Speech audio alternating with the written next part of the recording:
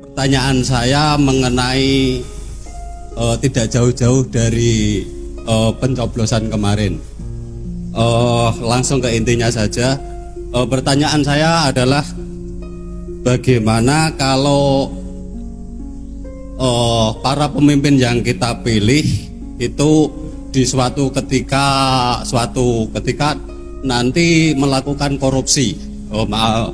Mohon maaf, nuwun sewu sebelumnya. Apakah kita ikut menanggung dosa tersebut? Ngoten Dik mawon. Assalamualaikum warahmatullahi wabarakatuh. Yang bisa menjawab soal dosa sebenarnya adalah para ahli fikih. Ya, saya bukan, tetapi memakai hujah saya dan mantik saya tidak. Ya sing korupsi sing dosa. Wong kowe justru yang dihianati oleh yang korupsi. Malah kowe sing mendapatkan sayang dari Allah Subhanahu wa taala, kan gitu. Ya, oke.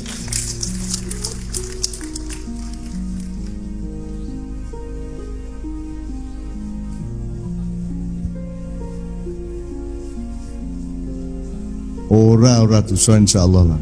Ora kowe iki sing sengsara mosok isih dosa barang. Ora. Ya, insyaallah masalah insyaallah. Mereka yang bersalah yang berdosa. Ya, monggo berikutnya. Assalamualaikum warahmatullahi wabarakatuh. Sebelumnya perkenalan dulu, nama saya Oki Adrian dari Mantingan. Nah, jadi gini Mbah, saya mau nanya, tiap manusia di muka bumi yang hidup di dunia ini kan sudah pasti diberi suatu hawa nafsu dan sifat manusiawi yang lainnya. Lah ini gimana caranya agar meminimalisir sifat manusiawi tersebut menjadi orang yang lebih baik? Mungkin seperti itu.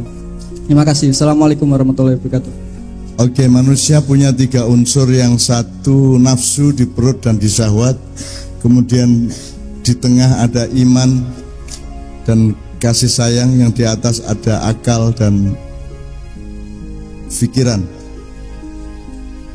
Nafsu ini sumber energi, yang di tengah ini adalah sumber kemauan, yang di atas adalah alat untuk berhitung. Jadi kowe kudu mengaktifkan ketiga-tiganya. Karena kalau tidak punya nafsu, kamu juga tidak punya daya hidup, tidak punya. Jadi nafsu itu sebenarnya api, ya. Maka api harus dibatasi. Yang membatasi adalah akal. Kalau akalmu ikut membatasi api, akalmu yang ngitung kue arep melayu sepiro, arep duit sepiro, arep nyambut gaya apa, semua sudah ada ukurannya. Akal yang bagian regulator atau menghitung. Setelah ada hitungan dari nafsu dihitung oleh akal, baru hati mempertimbangkan pada saat yang terakhir, karena hati ditemani oleh iman kepada Allah Subhanahu wa taala. Jadi kalau untuk melawan nafsu, ya aktifkan iman dan aktifkan akal sehat. Karena nafsu pasti akan mencelakakan Anda. Kalau iman pasti akan menyelamatkan Anda. Kira-kira seperti itu, didoleki dhewe, diselulupi dhewe, ngono ya. Oke, monggo yang terakhir. Assalamualaikum warahmatullahi wabarakatuh. Perkenalkan, nama saya Muhammad Ja'far Umar, asal Jepara Bangsri. Ingin tanya Mbah tentang klarifikasi sejarah Jepara. Yang katanya itu di Jepara ada makam Syekh Siti Jenar. Niku leres napa boten makome? Tempatipun nek boten salah teng Desa Balong, Kecamatan Donorejo nek boten salah. Niku leres napa boten?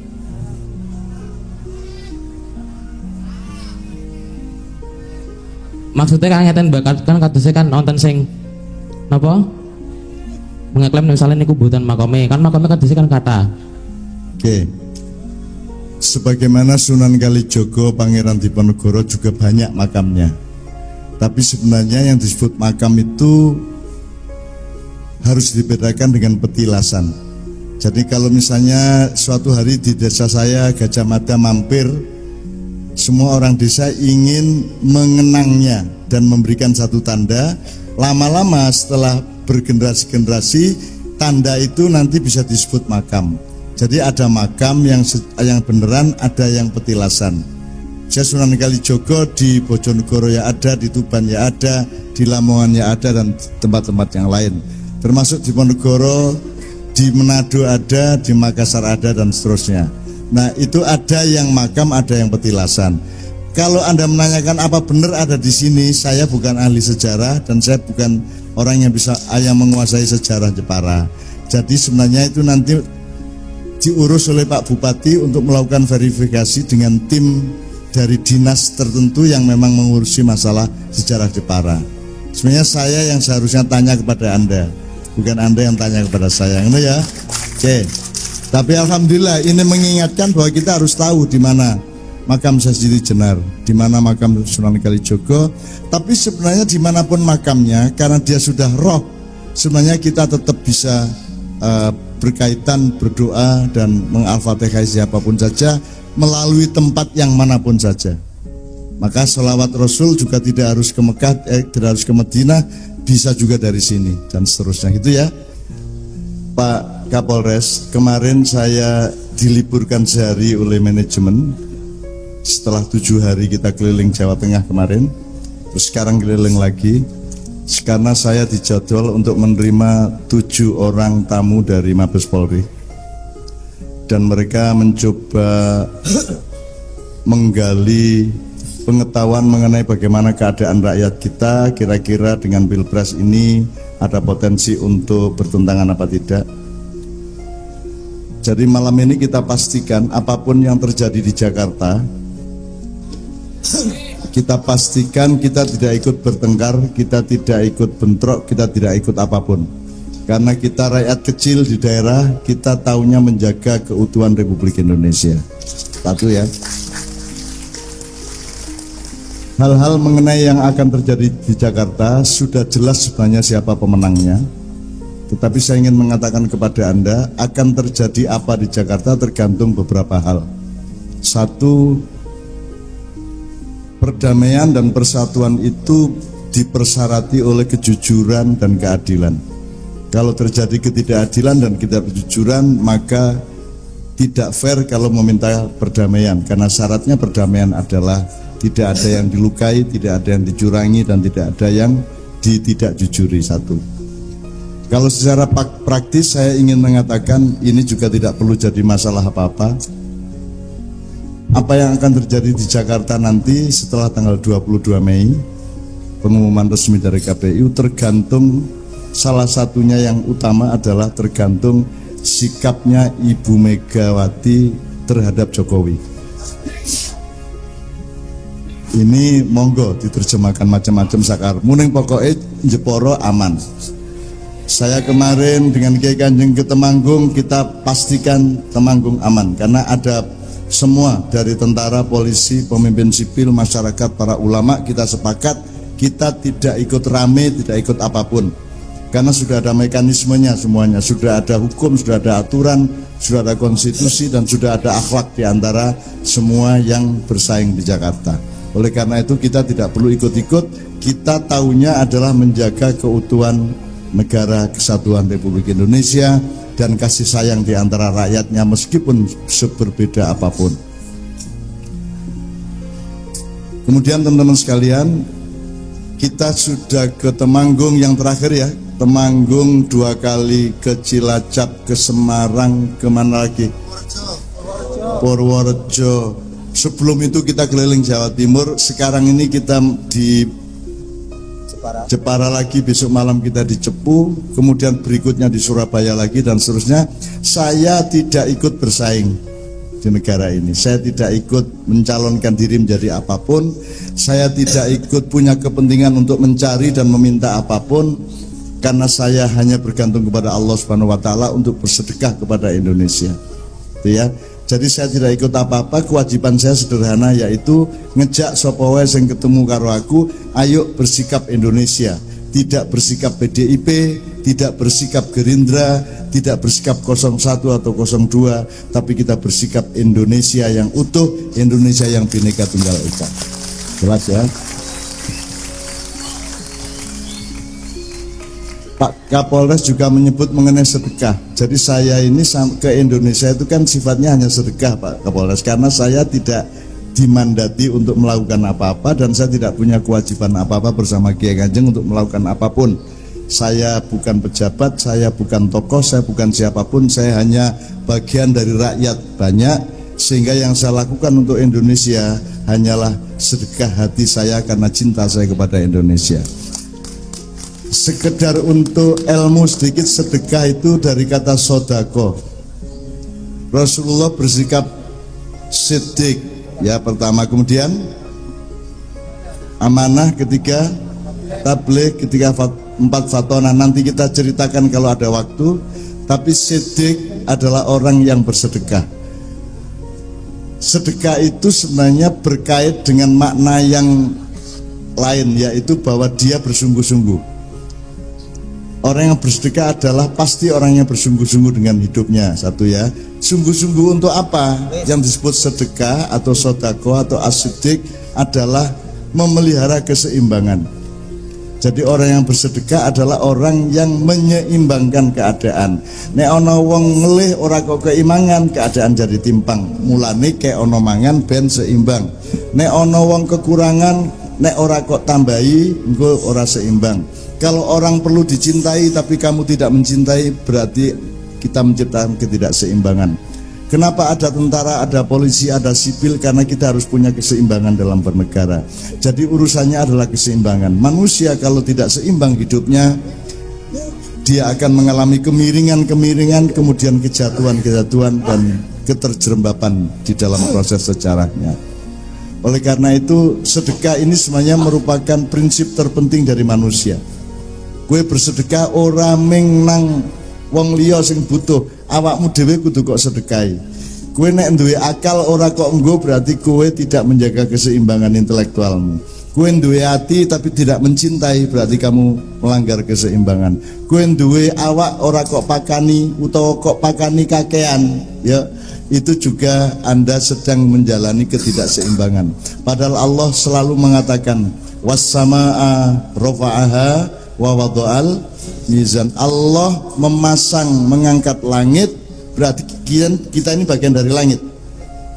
Jangan disangka di sana langit, di sini bumi. Kita ini bagian dari langit yang luas itu, yang sekarang terus berkembang, semakin luas.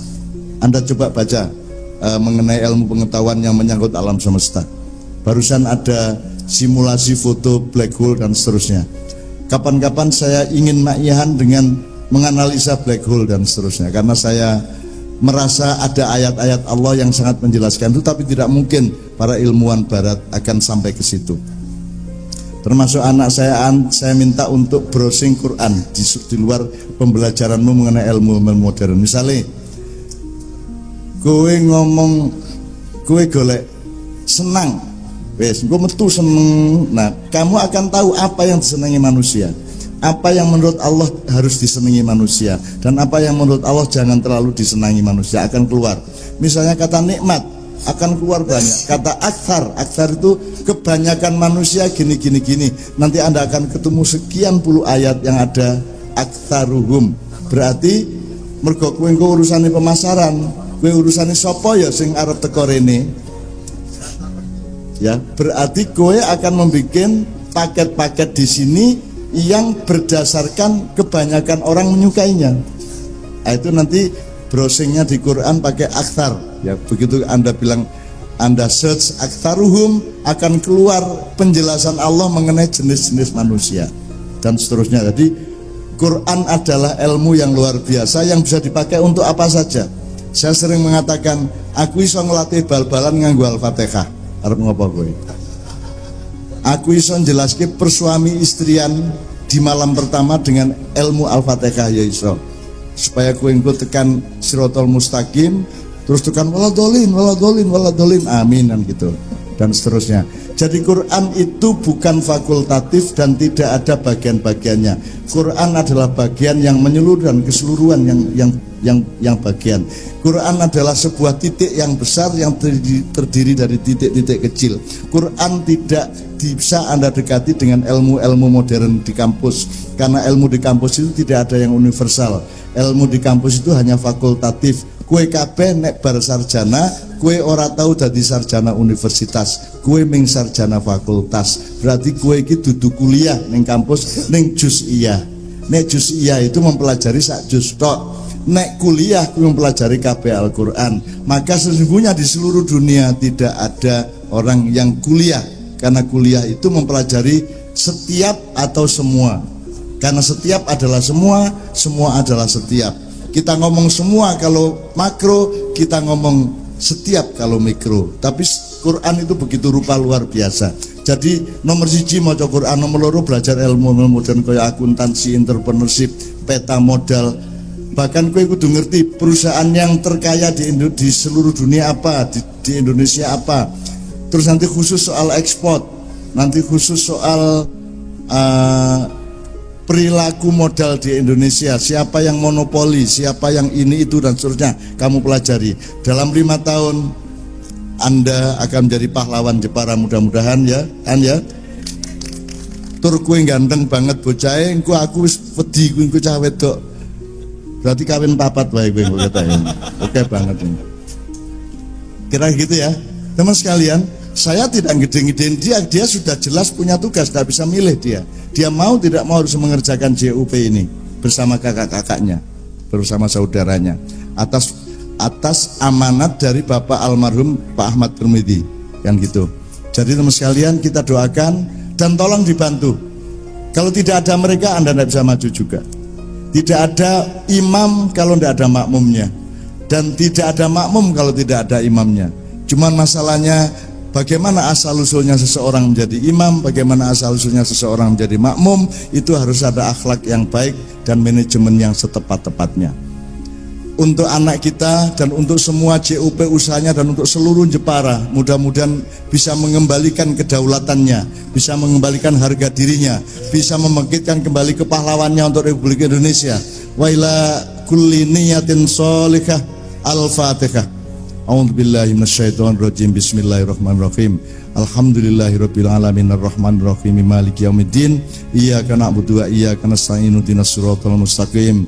Shiratal ladzina an'amta 'alaihim ghairil maghdubi 'alaihim waladdallin. Amin amin amin amin. Pak Kapolres, nambah dikit, kemarin yang datang ke saya itu lebih muda dari sampean mereka. Jadi perwira-perwira polisi yang sudah tugas sangat penting di Mabes, tapi usianya masih milenial. Jadi mereka termasuk saya harapkan. Tentara-tentara yang muda kita harapkan, pengusaha-pengusaha muda kita harapkan, santri-santri yang muda kita harapkan.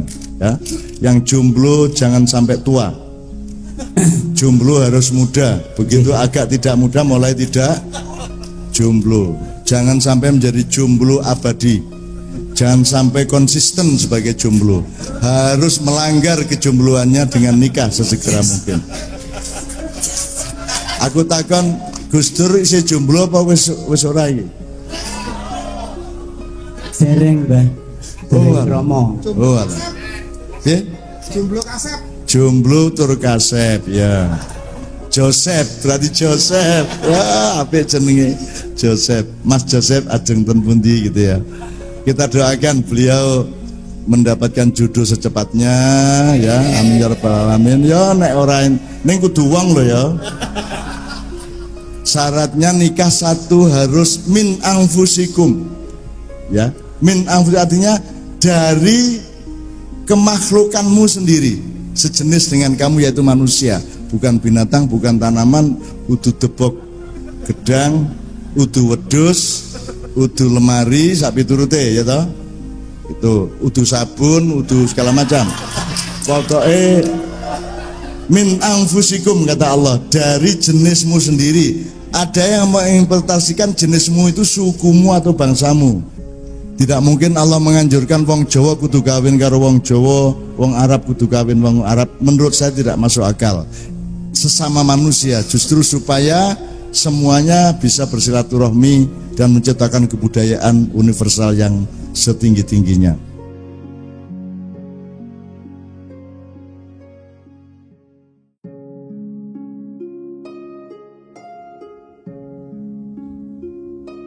Assalamualaikum warahmatullahi wabarakatuh.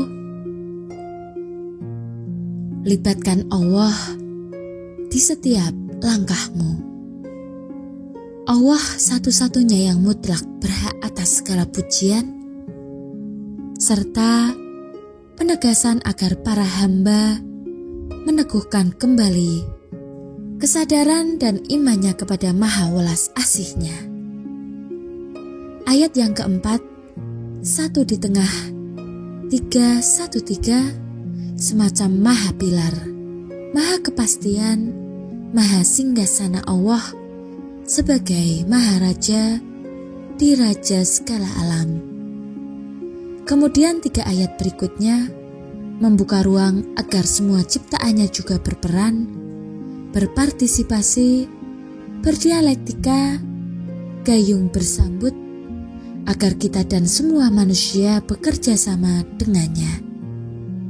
Tidak begitu saja manusia secara pasif dan sekedar pelengkap penderita memperoleh limpahan Rahman Rahimnya.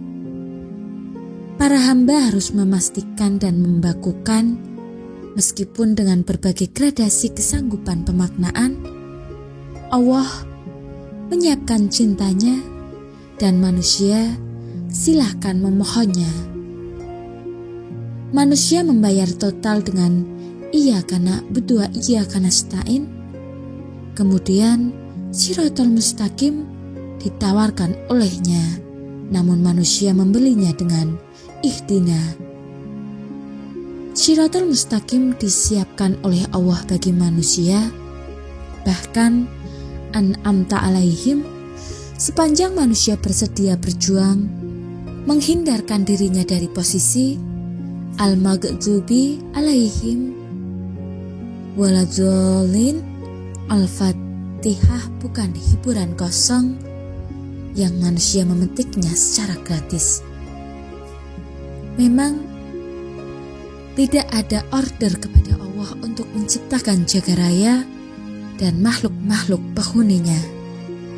Akan tetapi kemelimpahan cinta, kasih sayang dan kenikmatan dari Allah itu dijangkai atau dicapai oleh manusia dengan perjuangan dan pengorbanan. Bahkan Allah menata semacam kurikulum kehidupan di mana manusia sebagai pembelajar di kelas sejarah hidupnya sendiri harus menjalani ujian supaya lulus. Apakah manusia itu mengira bahwa mereka dibiarkan mengatakan, "Kami telah beriman," sedang mereka tidak diuji lagi? Quran Surat Al-Ankabut ayat 2. Dan itu ada jurisprudensinya yang mengalami ujian tidak hanya kaum beriman di suatu zaman, melainkan di semua zaman. Dan sesungguhnya kami telah menguji orang-orang yang sebelum mereka, maka sesungguhnya Allah mengetahui orang-orang yang benar, dan sesungguhnya Dia mengetahui orang-orang yang dusta. Quran Surat Al-Ankabut ayat 3. Bahkan secara logis dan rasional, kita harus menjaga asumsi atau menghindari rasa angkuh. Misalnya karena merasa telah berbuat baik, maka kita meyakini akan menjadi penghuni surga. Apakah kamu mengira bahwa kamu akan masuk surga, padahal belum datang kepadamu cobaan sebagaimana halnya orang-orang terdahulu sebelum kamu? Mereka ditimpa oleh malapetaka dan kesengsaraan, serta digoncangkan dengan bermacam-macam cobaan, sehingga berkatalah Rasul dan orang-orang yang beriman bersamanya, "Bilakah datangnya pertolongan Allah? Ingatlah, sesungguhnya pertolongan Allah itu amat dekat." Quran Surat Al-Baqarah ayat 214. Demikianlah kita mencoba mencerdasi Al-Fatihah dalam hal keseimbangan dialogis antara Allah dengan makhluknya. Dan itu menuntun kita untuk menyeimbangkan pula akhlak kita kepada Allah. Sebenarnya lucu dan mustahil terjadi keseimbangan sejati antara Allah dengan hambanya. Allah Maha dan manusia sedemikian kerdilnya di hadapannya. Allah Maha berperan sedang manusia hanya kluget-kluget dan timik-timik, maka keseimbangan yang dimaksud hanyalah berdasar batas pandang teknis. Sejak kita masih di janin, Allah sudah menganugerahkan an'amta alaihim dan membukakan jalan asyiratul mustaqim. Bahkan Allah mendatangi setiap janin dan mengajak dialog. Dan itu diinisiatifi oleh Allah semata-mata karena Ia Maha Rahman, Maha Rahim, tanpa janin itu atau pihak lain siapapun memintanya. Dan ingatlah, ketika Tuhanmu mengeluarkan dari sulbi tulang belakang anak cucu Adam keturunan mereka, dan Allah mengambil kesaksian terhadap roh mereka, seraya berfirman, "Bukankah aku ini Tuhanmu?" Mereka menjawab, "Benar. Niscaya Engkaulah Tuhan kami. Kami bersaksi, kami lakukan yang demikian itu, agar di hari kiamat kamu tidak mengatakan, sesungguhnya ketika itu kami lengah terhadap ini." Quran Surat Al-A'raf ayat 172.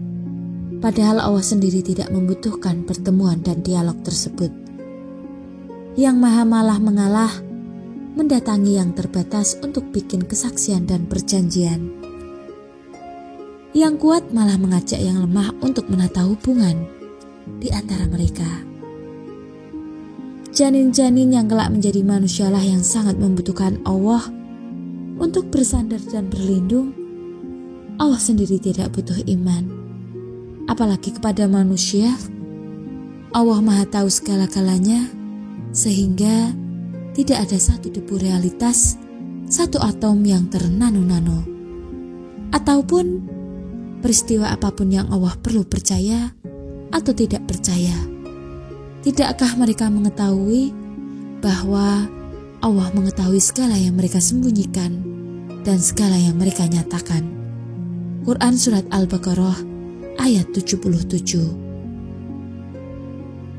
Allah mengetahui yang tampak atau tersembunyi, yang zahir maupun yang batin, yang sudah maupun yang belum, yang sebelum awal maupun sesudah akhir, yang ada maupun yang manusianya menyebutnya tiada.